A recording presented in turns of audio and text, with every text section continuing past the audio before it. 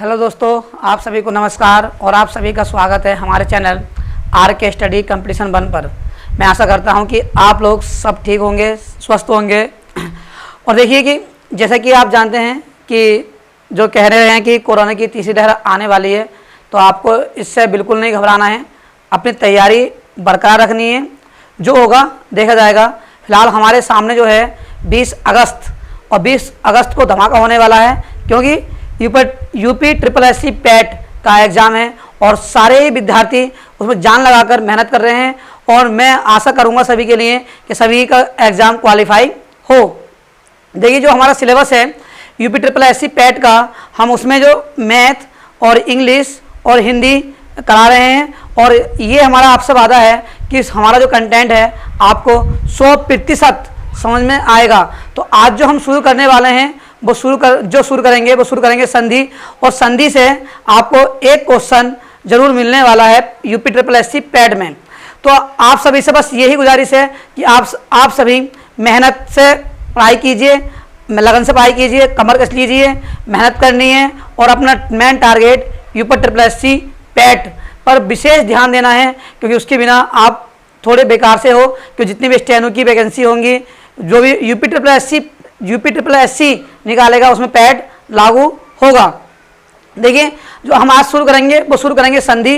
और संधि कितने प्रकार की होती हैं, और मैं बहुत ही आसान भाषा में, बहुत ही सिंपल भाषा में आपको संधि के बारे में समझाऊंगा।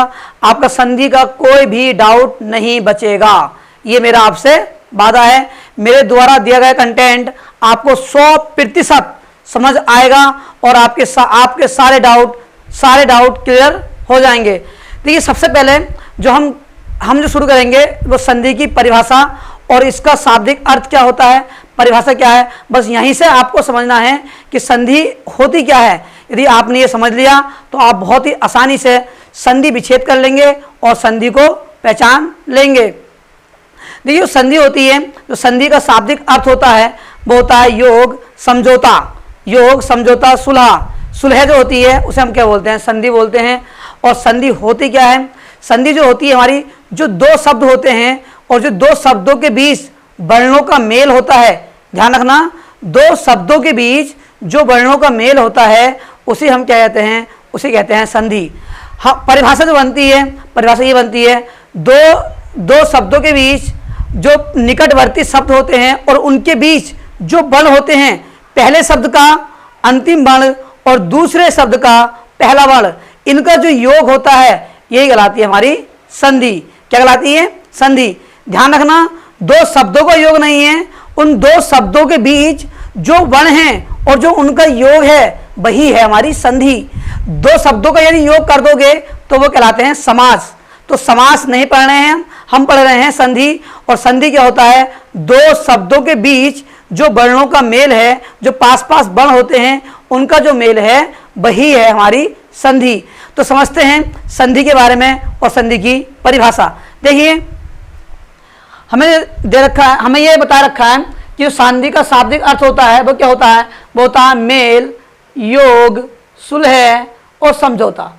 तो आपने समझा कि जो संधि का शाब्दिक अर्थ होगा वो होगा मेल, सुलह, समझौता और योग। और देखिए, परिभाषा क्या बनेगी, दो निकटवर्ती वर्णों का मेल संधि कहलाता है।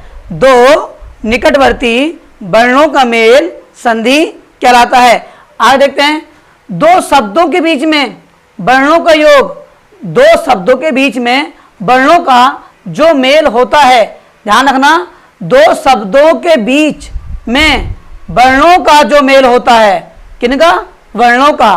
ध्यान रखना है, वर्णों का जो मेल होता है वही होती है हमारी संधि।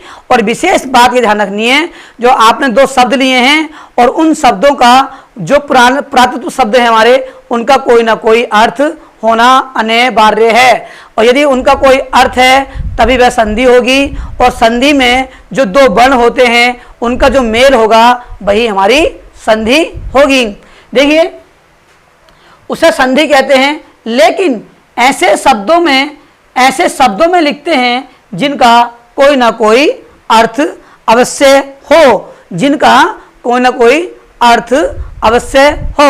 देखिए, दो पुराने शब्दों से नए शब्दों का निर्माण करना, दो पुराने शब्दों से नए शब्दों का निर्माण करना ही क्या कहलाता है? संधि कहलाता है। लेकिन विशेष बात ध्यान ये रखनी है, जो तुम्हारे पुराने शब्द हैं उनका कोई ना कोई अर्थ होना चाहिए। मैं आपको बताऊंगा।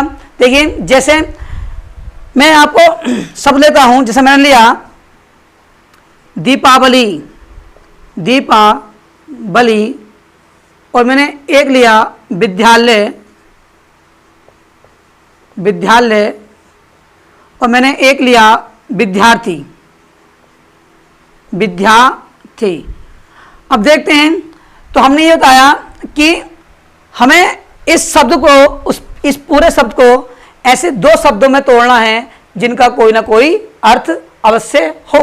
देखिए, इसे तोड़ते हैं हम, तो ध्यान रखना ये हमारी संधि, और जब इन शब्दों को, तो इस शब्द को तोड़ देंगे तो शब्दों को तोड़ना ही कहलाता है संधि विच्छेद। जैसे ये बन जाएगा दीप प्लस आवली। अब देखिए, इसे प्लस क्यों बोल देते हैं? क्योंकि इसे हिंदी में अगर हम बोलेंगे तो हिंदी में बोलते हैं धन। क्या बोलते हैं? धन। इसे हिंदी में बोलते हैं हम धन। तो जो पढ़ेंगे इसे पढ़ेंगे दीप धन आवली, दीप, दीप धन आवली। कैसे पढ़ेंगे? दीप धन आवली। यदि आपको धन पढ़ने में कुछ समस्या है तो आप इसे प्लस भी पढ़ सकते हैं, क्योंकि इसका अर्थ होता है योग, और इसे हम बोलते हैं गणित में प्लस। क्या बोलते हैं? गणित में प्लस बोलते हैं, और इसका मान इसे बोलते हैं योग। तो आपको यदि ये सब धन बोलने में कुछ दिक्कत है तो आप बेहिचक क्या बोल सकते हो? दीप योग आवली, या दीप धन आवली, या दीप प्लस आवली। तो जो आपको अच्छा लगे, जिसे आपको पसंद हो, आप वो बोल सकते हो। लेकिन रियलिटी में जो बोला जाता है वो यही बोला जाता है, दीप धन आवली। क्या पढ़ेंगे? इसे पढ़ते हैं हम धन। क्या पढ़ते हैं हिंदी में? हिंदी में पढ़ते हैं धन। अब देखिए, इस दीप का अर्थ होता है दीपक, और इस आवली का अर्थ होता है पंक्ति। पंक्ति या समूह कह सकते हैं, पंक्ति या समूह।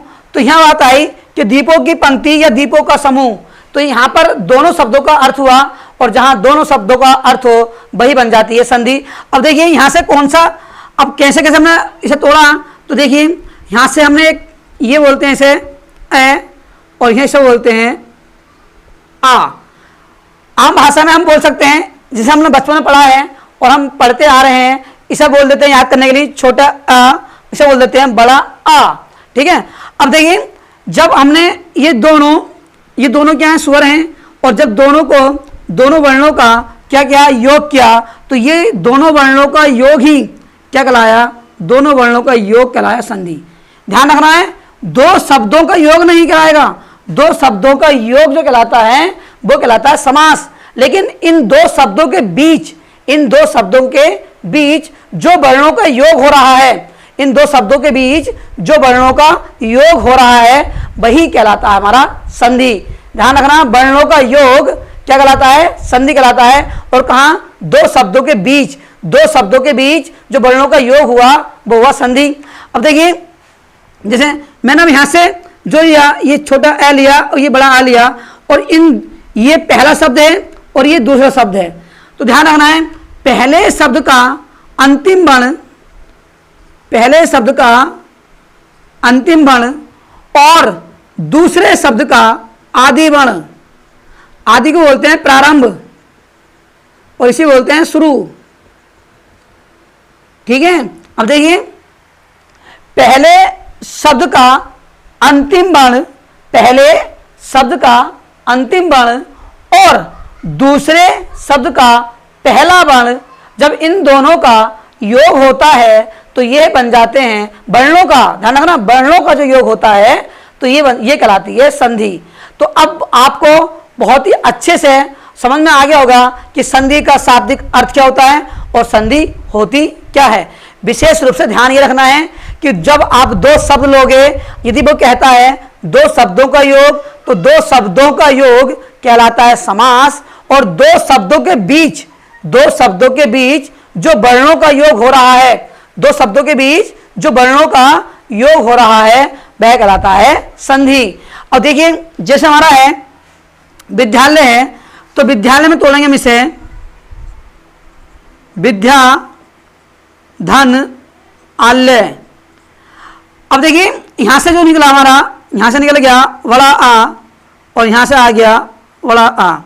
देखिए दोनों ही स्वर हुए और दोनों, मैं बताऊंगा आपको संधि के भेद कौन से हैं, ठीक है। तो यहाँ जो है, यहां से ये पहला वर्ण आ गया, पहले शब्द का अंतिम वर्ण और दूसरे शब्द का पहला वर्ण, और इनका योग, ये समीपवर्ती है, पास पास में है। जब दो समीपवर्ती या दो पास पास वर्णों का योग होता है, दो शब्दों के बीच वर्णों का योग होता है, और ये वर्णों का योग, ध्यान रखना, ये वर्णों का योग कहलाता है संधि। क्या कहलाता है? संधि। तो दो, ध्यान रखना, मैं एक बार फिर बोल रहा हूं, दो शब्दों के बीच जो वर्णों का योग होता है वही कहलाता है संधि, और इन शब्दों को तोड़ना जो कहलाता है वो कहलाता है संधि विच्छेद। जैसे मैंने लिखा दीप प्लस आवली, ये कहलाया संधि विच्छेद, और मैंने इसे मिलाकर लिख दिया तो ये हो गया तुम्हारा संधि। क्योंकि संधि का मतलब क्या होता है? संधि का अर्थ होता है, शाब्दिक अर्थ होता है जोड़ना, समझौता, सुलह या योग। तो मैंने इन दो शब्दों का योग किया, लेकिन इन दो शब्दों का योग किसके द्वारा हुआ?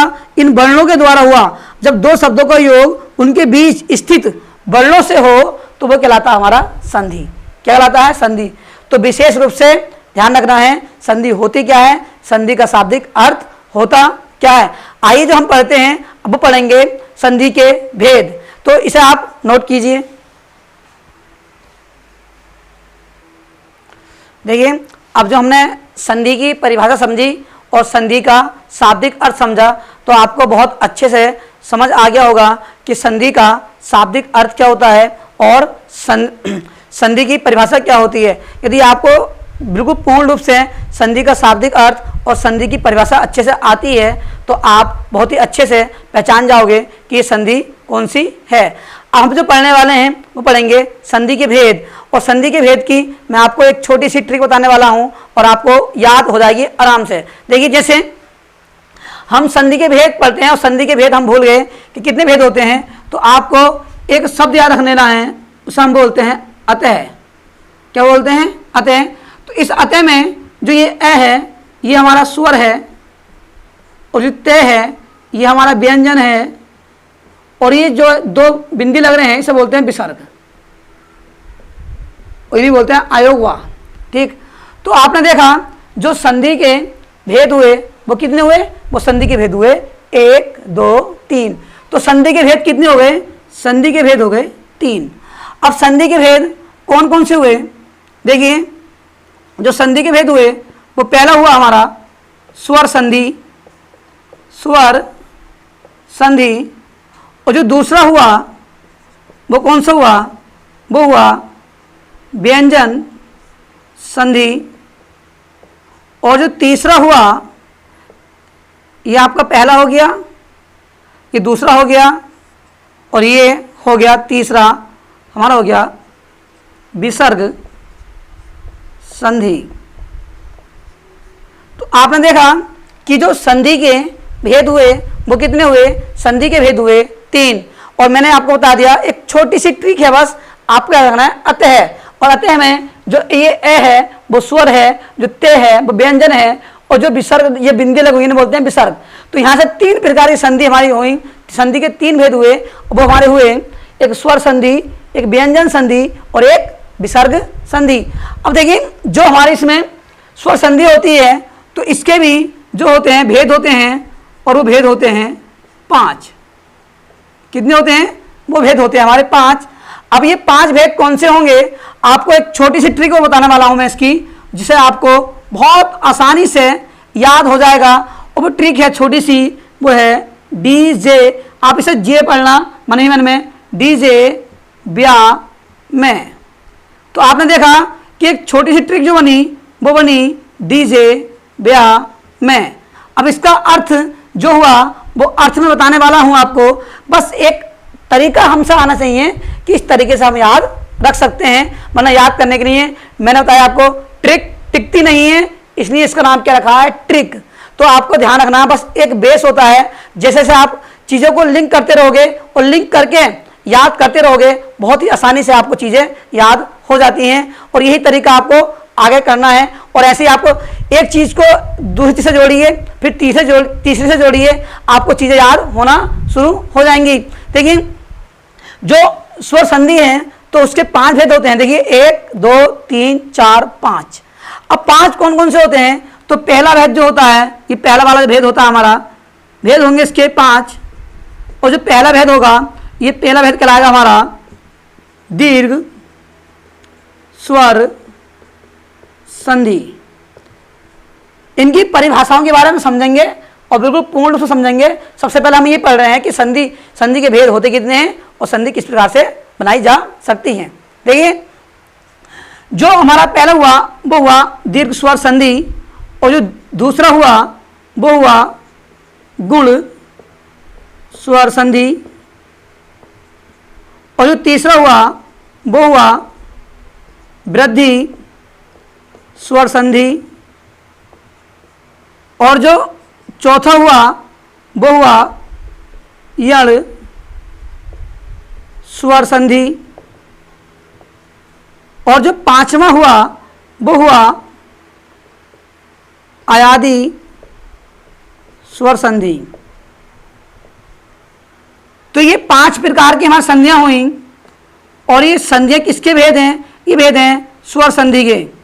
कभी कभी क्या होता है कि बहुत आसानी सा सिंपल सा क्वेश्चन पूछ लिया जाता है कि संधि के भेद होंगे, अब वो यही पूछ लेता है संधि के भेद, तो क्या करते हैं अधिकतर स्टूडेंट जो ध्यान न देकर वो 5 लगा देते हैं। लेकिन संधि के ध्यान रखना है, संधि के पूछता है तो संधि के 3 भेद होते हैं, लेकिन सवाल के अंदर ये पूछता है कि स्वर संधि के कितने भेद होते हैं, स्वर संधि के कितने भेद होते हैं, तो वो हमारे 5 होते हैं। अब देखिए स्वर संधि होते क्या है, तो जहां स्वर होते हैं हमारे 11, जहां 11 स्वर में से किन्हीं 2 स्वर का मेल होगा तो वही हमारा क्या कहलाएगा, वही कहलाएगा स्वर संधि। क्या कहलाएगा? स्वर संधि कहलाएगा। 11 जो हमारे कौन से 11 जो स्वर होंगे और उनका जो मेल होगा, किन्हीं 2 स्वर का जो मेल होगा वही कहलाएगा हमारा स्वर संधि। देखिए जैसे हमारा ये जैसे हमारा है स्वर संधि, तो स्वर संधि में क्या होता है, स्वर संधि में आपको स्वर का मेल स्वर से होगा, स्वर का मेल स्वर से होगा तो हमारी कहलाएगी स्वर संधि। क्या कहलाएगी? वो कहलाएगी हमारी स्वर संधि। जैसे मैंने आपको बताया विद्यालय या हिमालय, तो हिम धन आलय, तो हिम धन आलय जैसे मैं आपको बताऊं, जैसे हमारा हुआ हिम धन आलय, तो ये बन जाता है हिमालय। आपने देखा कि यहाँ से जो आया वो आया छोटे ए, जैसे बोलते हैं ए, और यहाँ से जो हमने लिया वो लिया बोले ए।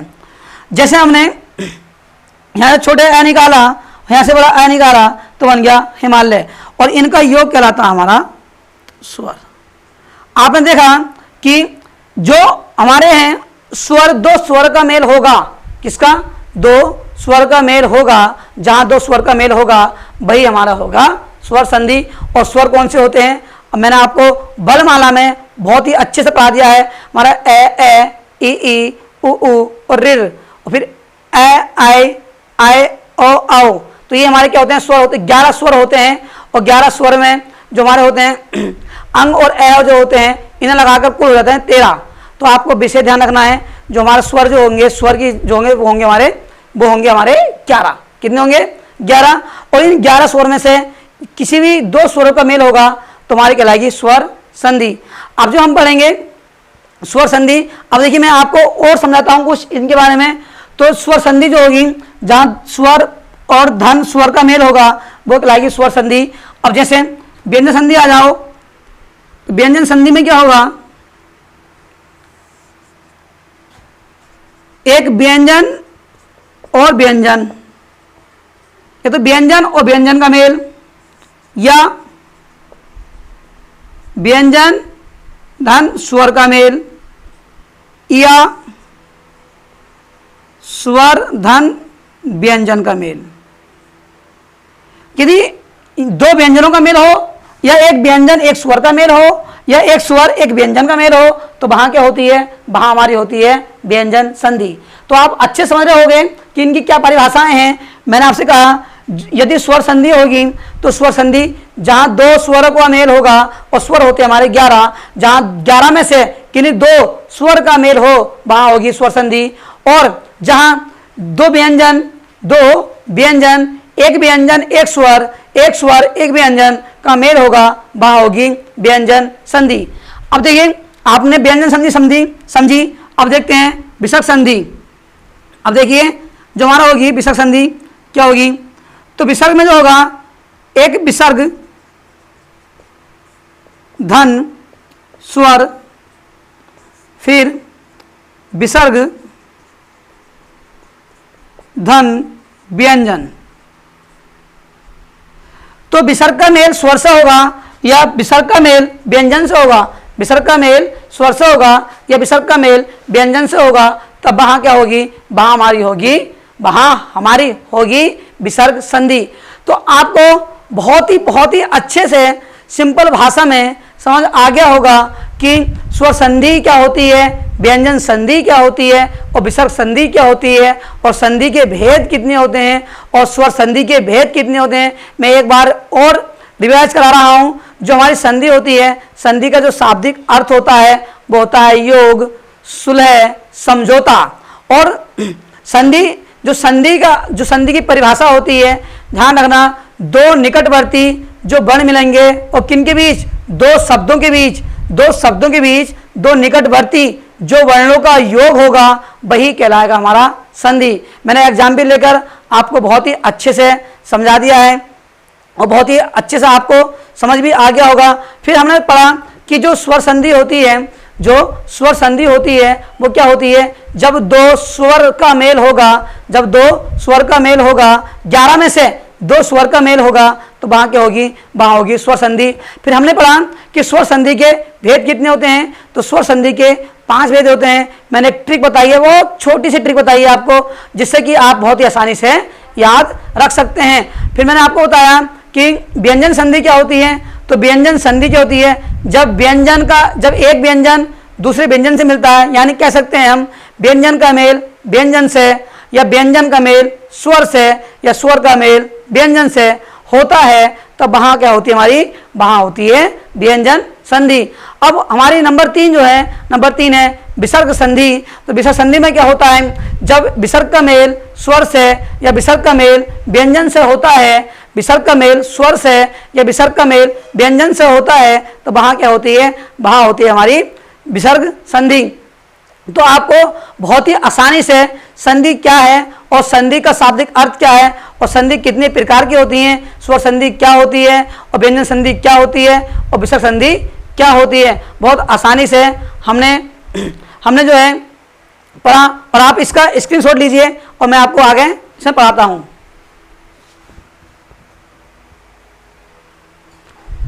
देखिए हमारे देखते हैं जो हमारी स्वर संधि का पहला भाग है वो है दीर्घ स्वर संधि, और दीर्घ स्वर संधि के बारे में हम पढ़ते हैं। तो दीर्घ स्वर संधि क्या होती है मैं आपको बहुत अच्छे से समझाने वाला हूं, और 100% हमारा ये कंटेंट आपको समझ आ रहा होगा।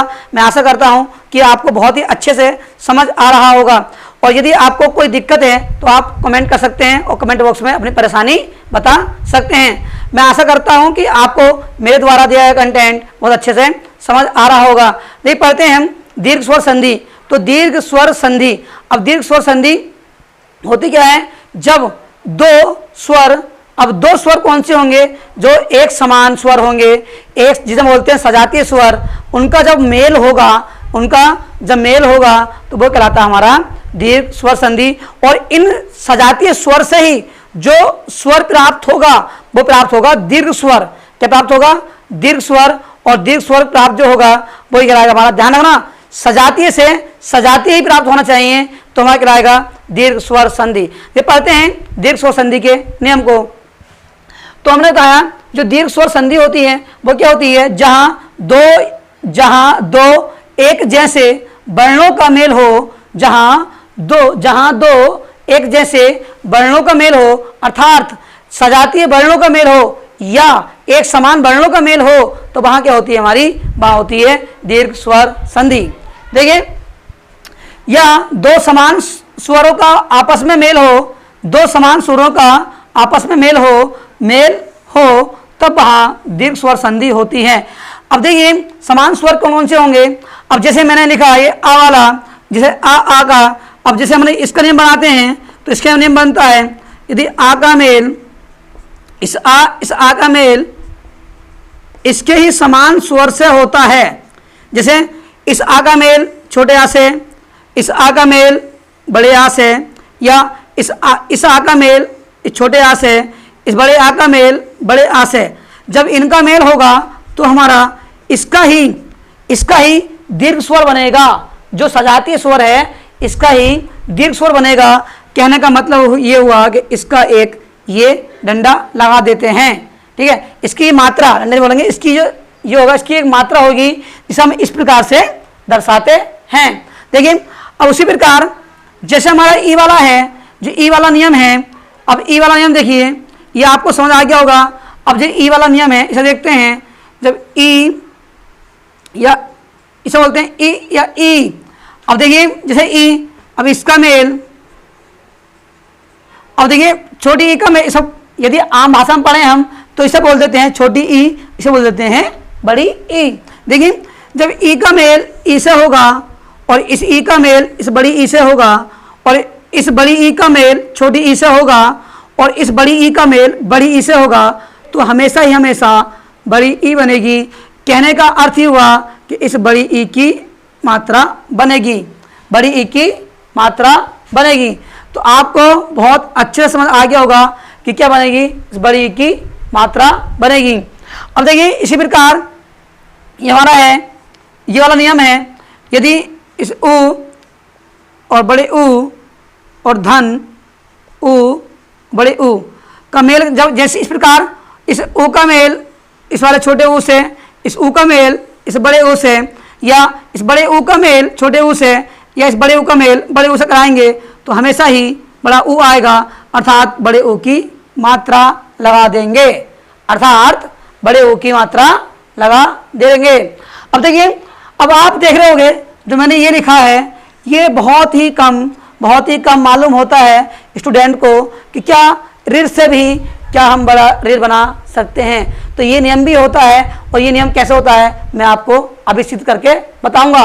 देखिए जब इस ऋण का मेल इस ऋण से कराएंगे इस प्रकार से, ये छोटा ऋण पढ़ते हैं, इससे बड़ा ऋण पढ़ते हैं, ठीक है। अब धन छोटा ऋण या बड़ा ऋण, अब देखिए इस ऋण का मेल इस ऋण से कराएंगे तब क्या बनेगा, बड़ा ऋण बनेगा, और इस ऋण का मेल बड़े ऋण से कराएंगे तब भी क्या बनेगा, बड़ा ऋण बनेगा, और बड़े ऋण का मेल छोटे ऋण से कराएंगे तब भी क्या बनेगा, बड़ा ऋण बनेगा, और इस ऋण का मेल से कराएंगे तब भी क्या बनेगा, बड़ा ऋण बनेगा। तो आपने देखा जो हमारी दीर्घ स्वर संधि है उसके नियम आपने देखे, जहां समान जातीय एक जैसे स्वर का मेल होगा और उससे उसका ही स्वर मतलब उसके ही समान जातीय का स्वर प्राप्त होगा, वो भी दीर्घ स्वर, तो हमारा क्या कहलाएगा, वो हमारा ये दीर्घ स्वर में नहीं आता है, मैं आपको बता रहा हूं, लेकिन मैंने आपको बता दिया है कि जो बड़ा ऋण होता है ये संस्कृत में होता है, संस्कृत में पढ़ा जाता है, लेकिन इससे संधि में नियम बनाए गए हैं और मैं कैसे नियम बनाए गए हैं वो आपको बहुत अच्छे से समझाने वाला हूं। देखिए जैसे मैं आपको बोलूं, जैसे हम लिखते हैं पितृण, क्योंकि इसका जो प्रयोग किया जाता है इसका प्रयोग किया जाता है वर्तनी में, और वर्तनी में हम बता सकते हैं कि ये शब्द शुद्ध है या अशुद्ध है। देखिए जैसे मैं आपको बता दूं, आपको संतुष्टि के लिए जैसे मैंने लिखा पितृण, मैंने ये लिखा पितृण, एक पितृण लिखा मैंने ये, और एक पितृण लिखा मैंने ये, और एक पितृण लिखा मैंने ये। अच्छा बताइए कौन सा सही है चारों में से, कौन सा सही है चारों में से। तो मैं आपको अभी सिद्ध करके बताने वाला हूं। देखिए जो सही होगा वो शुद्ध जो होता है ये होता है पितृण। अब कैसे होता है, देखिए जैसे हमारा है पितृण, ये तोड़ेंगे पितृ धन ऋण। अब देखिए ये जो मात्रा है ये हमारी किसकी है, ये छोटे ऋण की है और ये भी छोटा ऋण। और जब सजातीय स्वर मिलते हैं, तो उसी का क्या बन जाता है, बड़ा ऋण बन जाता है। क्या बन जाता है? बड़ा ऋण बन जाता है। तो आपको समझ में आ गया होगा कि जो शुद्ध वाला पितरण है वो ये वाला शुद्ध वाला पितरण है, और इस प्रकार से हमारा जो बना ये बना। तो ये नियम खासकर होता नहीं है, लेकिन संधि में कभी कभी प्रयोग कर लिया जाता है, और मैंने आपको बता दिया क्योंकि इसका प्रयोग अधिकतर शुद्ध या वर्तनी में, शुद्ध वर्तनी में करने को मिलता है, और वहां पर हम गलती कर देते हैं। तो आपको दीर्घ स्वर संधि के जो नियम हैं बहुत अच्छे से समझ आ गए होंगे। अब जो हम आने वाली वीडियो में हैं, जो दीर्घ स्वर संधि के हैं, उसके जितने भी एग्जाम्पल प्रीवियस ईयर में पूछे गए हैं, जितने भी सारे के सारे एग्जाम्पल मैं आपको अगली वीडियो में कराने वाला हूं। और इसलिए मैं अब आपको नहीं करा रहा कि वीडियो ज़्यादा लंबी हो जाएगी। और अब जो आने वाली वीडियो है मैं आपको धमाकेदार, और जो दीर्घ स्वर संधि के जितनी भी संधि है आपको 100% हमारे द्वारा दिया गया कंटेंट जरूर समझ आ रहा होगा। मेरी ये आशा है। यदि आपको कोई दिक्कत है, कोई परेशानी है, तो आप कमेंट बॉक्स में लिख सकते हैं, और मैं आशा करता हूं कि मेरे द्वारा दिया गया कंटेंट आपको बहुत अच्छे से समझ आ रहा होगा। संधि को हम ऐसे उड़ा देंगे कि बहुत अच्छे से, और हमारा संधि का क्वेश्चन गलत होने वाला नहीं है। तो आप सभी को नमस्कार, धन्यवाद और जय हिंद।